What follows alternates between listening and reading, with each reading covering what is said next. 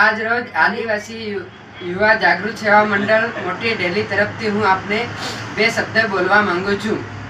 આપણે વાત કરીએ દહેજ વિશે, તો આપણા એરિયાની અંદર દહેજ ઘણું બધું લેવાય છે.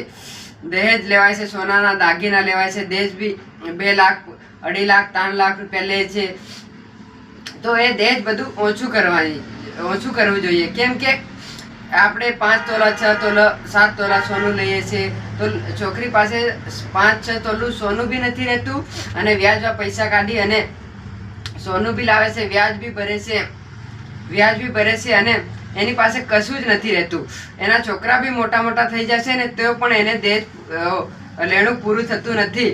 તેથી કરીને આપણે દહેજ પ્રથા બંધ કરવી પડે. બંધ તો નહીં પણ એટલું લેવાની કે જેટલી એની કેપેસિટી હોય, જેટલી આપી શકે એટલી જ લેવાની. એનાથી વધારે લેશું તો આપણી છોકરીને જ એ તકલીફ છે. કેમ કે એને જ મજૂરી કરવી પડશે, પછી બહાર ગામ જવું પડશે, પછી પટેલને ત્યાં ભાગ બી રાખવો પડે, પછી કડિયા કામ કરવું પડે, એક હાથમાં ઠેલો અને એક હાથમાં છોરું લેવું પડે.